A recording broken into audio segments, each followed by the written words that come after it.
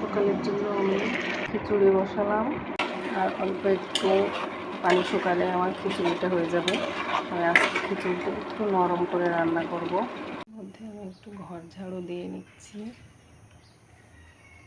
এখানে দেখতে পাচ্ছেন রঙের অনেকগুলো ডাব্বা। আজকে বাড়িতে মিস্ত্রি কাজ করবে, তো আপনাদেরকে অবশ্যই দেখাবো। খিচুড়িটা আমার প্রায় হয়ে আসছে। আমি এখন কয়েক টুকরা টমেটো দিয়ে দিব।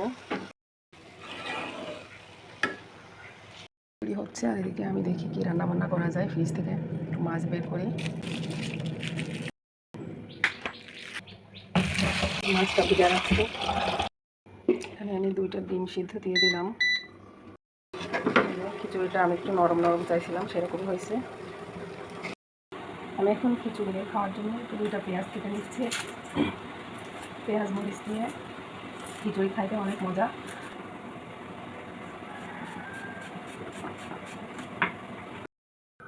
খিচুড়িটা তো আমার এখন রান্না শেষ, এখন খাওয়ার সময়।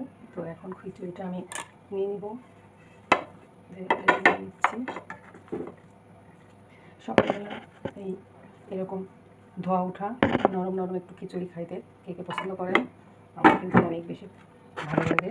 এই যে দেখেন, পেঁয়াজ কাঁচামরিচ আর ডিম সিদ্ধ নিয়ে আমি এখন সকালে নাস্তা করে নিব। এই যে আমার প্লেট রেডি। সকালে বলেছিলাম যে বাড়িতে মিস্ত্রি আসবে, তো এই যে দেখেন সিলিংয়ের অবস্থা। তো এখানে ফ্যান খোলা হচ্ছে, ফ্যান না খুললে তো সিলিংয়ের কাজ করা যাবে না। আর এই যে রঙের মিস্ত্রিরা তাদের কাজ শুরু করে দিছে, কাজ চলতেছে। দুপুরে রান্নার জন্য আমি এখানে মাছ ভেজে রাখছি। টমেটো আলু দিয়ে ডাঙা মাছ রান্না করবো। আলু দিয়ে দিলাম।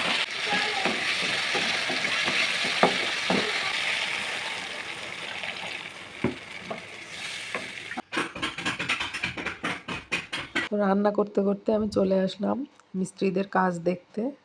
আর এখানে দেখতেই পাচ্ছেন ঘরের অবস্থা কি। আর দেখেন মিস্ত্রিরা আমাদের গাছ থেকে এই আতাটা পারছে, এত বড় হয়েছে আতাটা যে ফেটে গেছে।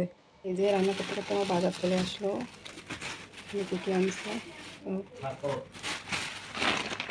হচ্ছে ভাটকল।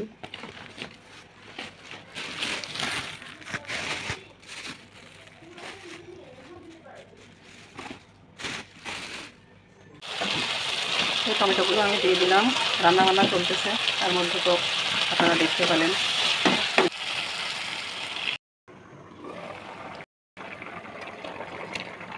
এই যে এই জিনিসটা কে কে চিনেন অবশ্যই জানাবেন।